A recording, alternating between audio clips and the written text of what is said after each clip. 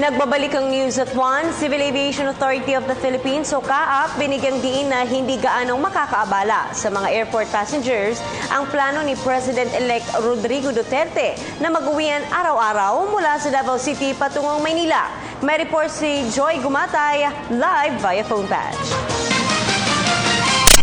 Yes, Princess. Ilang araw bago tuluyang umupo sa pwesto si President-elect Rodrigo Duterte, binigyang diin ni Brigadier General Rodante Hoyang, Deputy Director General for Operations ng Civil Aviation Authority of the Philippines o CAAP, na hindi naman daw gaanong makakaabala sa mga airport passengers ang plano ng susunod na Pangulong mag-uwian mula Davao papuntang Maynila araw-araw sa pamamagitan ng commercial flights hanggang sa masanay ito sa pamumuhay sa Malacanang.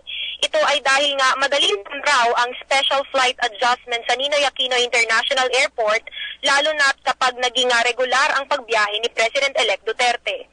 Dagdag pa nito, itinuturing rin naman raw na slack time sa paliparan ang hating gabi hanggang madaling araw o yung balak na oras na pag-uwi ng susunod na Pangulo sa kanyang probinsya. Nais ng CAAP na maitaguyod ang kaligtasan, ang seguridad at ang kaginhawahan ni President-elect Duterte sa bawat paglipad nito.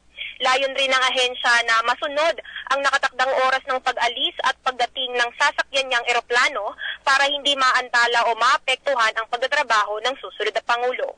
Sa kasalukuyan ay wala pa raw inilalabas na malinaw na polisiya ang Presidential Security Group o PSG ukol sa susunding aircraft protocols para sa seguridad ni President-elect Duterte.